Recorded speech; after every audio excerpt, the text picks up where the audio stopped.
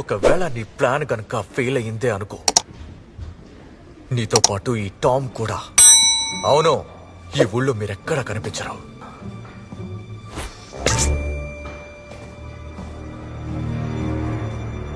ఇది మనకు ఒక పరీక్ష టామ్. ఖచ్చితంగా మనం సాధించి తీరాలి. మన సత్తా ఏంటో మీద చూపించాలి. నిజం చెప్పాలంటే నువ్వు నేను ఒకేలా ఆలోచిస్తాం. అంత త్వరగా ఓటమిని అంగీకరించాం. రా, మనం వెంటనే పని మొదలు పెడదాం. టామ్!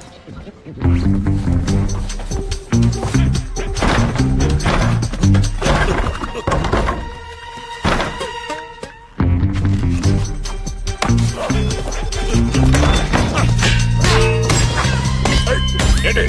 ఓకే సరే అయిందా?